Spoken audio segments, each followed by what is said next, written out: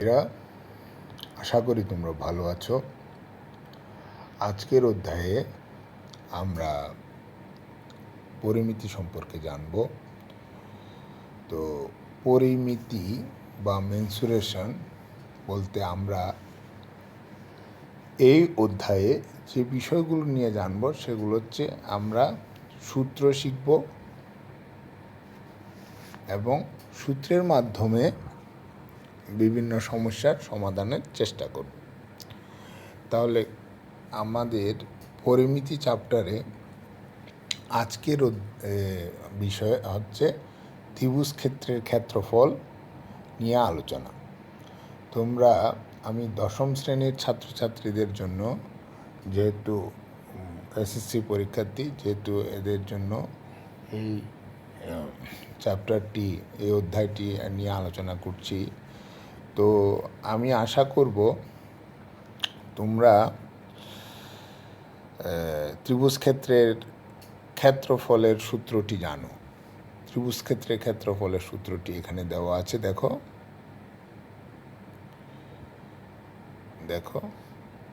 Half গুণন ভূমি গুণন উচ্চতা। তাহলে হাফ ইন্টু ভূমি ইন্টু উচ্চতা। তো ত্রিভুজ ক্ষেত্রের এই সূত্রটি খুবই জনপ্রিয়। তো আমরা এই ত্রিভুজ ক্ষেত্রের ক্ষেত্রফল নিয়ে এখানে কয়েকটি ত্রিভুজের ক্ষেত্রফল বা ক্ষেত্রফলের সূত্র নিয়ে আলোচনা করব।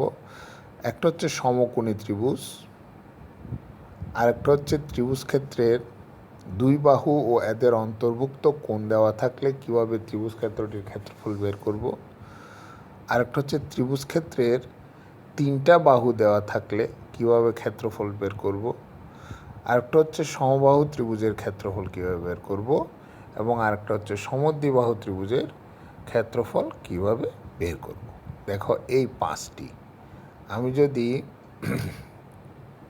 এই পাঁচটি ত্রিভুজ ক্ষেত্রের ক্ষেত্রফল জানি, তাহলে এই নবম শ্রেণীর বা দশম শ্রেণীর পরিমিতির এই সমস্যাগুলো সমাধান করা খুবই সহজ হয়ে যাবে। তাহলে দেখো, আমি সমকোণী ত্রিভুজটা নিয়ে আলোচনা করি। সমকোণী ত্রিভুজ, দেখো একটা সমকোণী ত্রিভুজ, এই যে এইটা একটি সমকোণী ত্রিভুজ। দেখো এ বি সি, হ্যাঁ, এটা একটি সমকোণী ত্রিভুজ। তাহলে এই কোণটি কত ডিগ্রি? 90 ডিগ্রি। তাহলে দেখো বি কোণটি হচ্ছে 90 ডিগ্রি। দেখো বি কোণটি হচ্ছে, বি কোণ সমান সমান সমকোণ 90 ডিগ্রি। 90 ডিগ্রি মানে সমকোণ। তাহলে এটার ভূমি কোণটা, উচ্চতা কোণটা? তাহলে বি ভূমি হতে পারে, আবার উচ্চতাও হতে পারে। এও ভূমি হতে পারে বা উচ্চতা হতে পারে।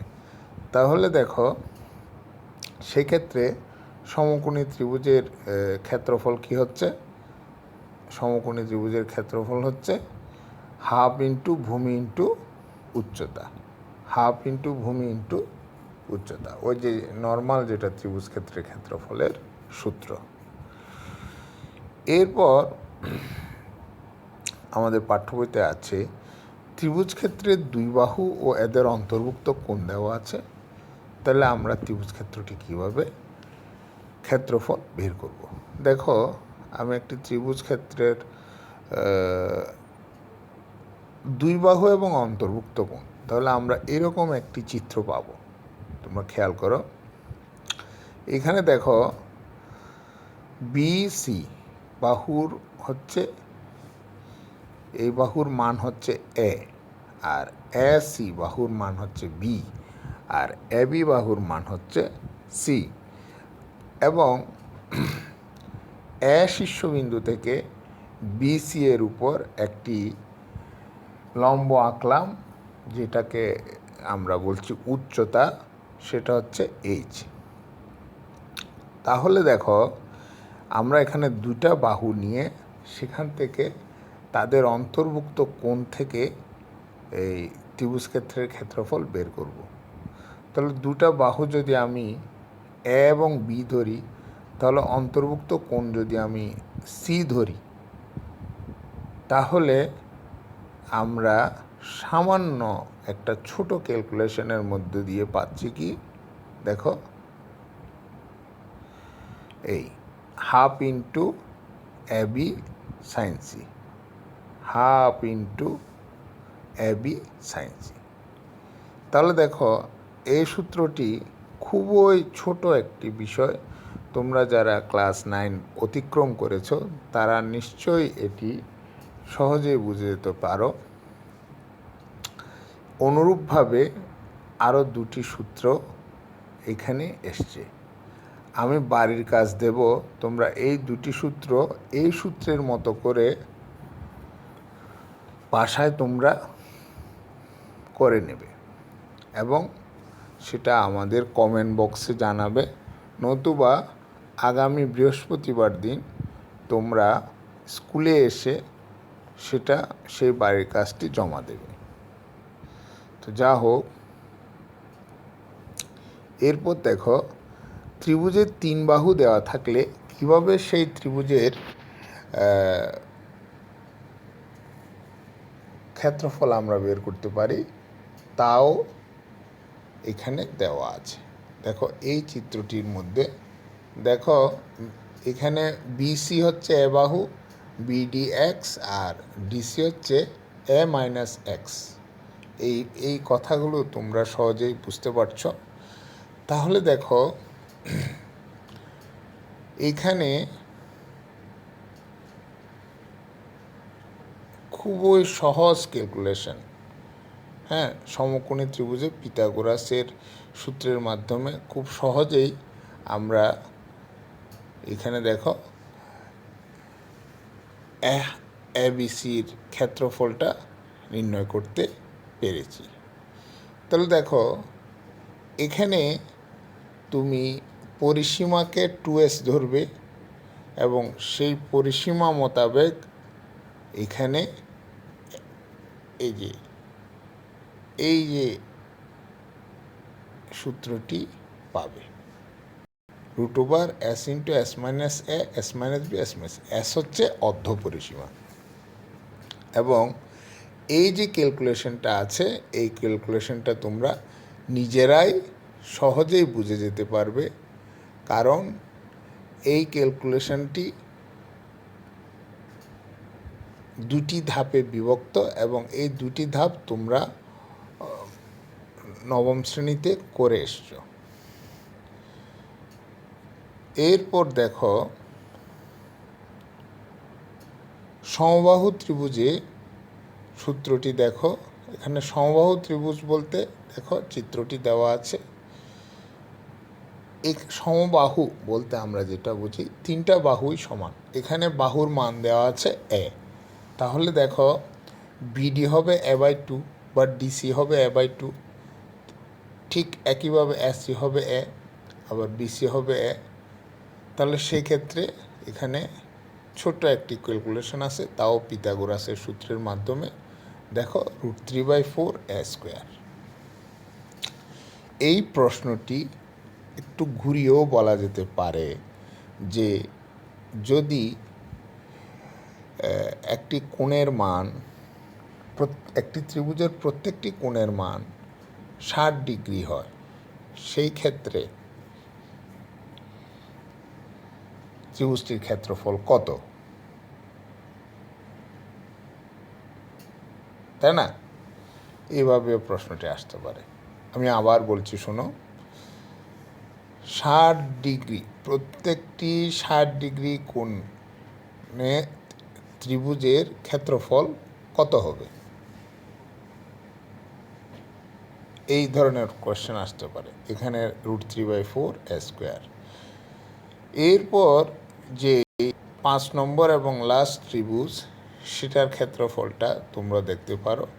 এখানে দেখো, সমদ্বিবাহু ত্রিভুজ, দুটা বাহু সমান আর একটা বাহু অসমান। অসমান বাহুটা হচ্ছে বি, তো বিকে আবার এই যে শীর্ষবিন্দু থেকে যে লম্ব আঁকা হলো তার বিসি বা বিকে বি মানটিকে বিসি বাহুকে দুটি ভাগে ভাগ করছে, একটা বিডি আর ডিসি। এই যে বিডি মানে বি/2, ডিসি বি/2। তো সেটাও আমরা পিথাগোরাসের সূত্র থেকে পাই যে দেখো b/4 √4a² - b²।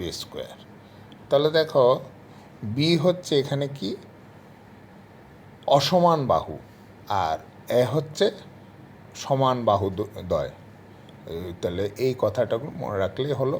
এখানে ছোট করে যে ডিরাইভেশনটা আছে এটা তোমাদের কাজে লাগবে। তো এই 5টা সূত্রের উপরে এখানে আমরা আলোচনা করলাম। তো আমরা যদি এই 5টা সূত্র কোনগুলো, একটি হচ্ছে সমকোণী ত্রিভুজের, আরেকটি হচ্ছে সমবাহু ত্রিভুজের, আরেকটা হচ্ছে সমদ্বিবাহু ত্রিভুজের। আর দুটি ক্ষেত্র হচ্ছে, একটি হচ্ছে দুটি বাহু একটি কোণ দেওয়া থাকবে, সেই ক্ষেত্রে আমরা 3টি ত্রিভুজ ক্ষেত্রের ক্ষেত্রফল পাব। আর 3টা বাহু দেওয়া থাকলে এবং 3টা বাহুই কি হবে, বিষম বাহু হবে, একটা বাহুর সাথে আরেকটা বাহুর মিল থাকবে না। 3টা বাহু দেওয়া থাকলে অর্ধপরিসীমা বের করে আমরা কিভাবে ত্রিভুজ ক্ষেত্রের ক্ষেত্রফল বের করতে পারি, এই বিষয়গুলো আমাদের পাঠ্য বইতে দেওয়া আছে। তোমরাও নিশ্চয়ই ক্লাস 9-এ এই বিষয়গুলো নিয়ে আলোচনা করেছো এবং পড়েছ। এখানে কিছু উদাহরণ দেওয়া আছে, উদাহরণগুলো খুবই সহজ। আমরা 1, 2, 3 উদাহরণগুলো দেখছি, 4, 5, 6, 7। এই উদাহরণগুলো তোমাদের কাজ দেবে তোমাদের সৃজনশীল প্রশ্নমালা তৈরিতে। এই উদাহরণগুলো ব্যাপক, এই উদাহরণগুলো তোমাদের চর্চা করতে হবে। এবং এখানে অনুশীলনীতে 10টি প্রশ্নের মধ্যে 9টি রচনামূলক এবং 10 নম্বর প্রশ্নটি সৃজনশীল প্রশ্ন করা হয়েছে। তো তোমরা আশা করি এই প্রশ্নগুলি তোমরা চর্চা করলে তোমাদের মধ্যে আমাদের ত্রিভুজ ক্ষেত্রে ক্ষেত্রফলগুলো নিয়ে যেই বিষয়গুলো থাকবে সেগুলো আলোচনা হবে। আমি পরবর্তী ক্লাসে তোমাদেরকে একটি এই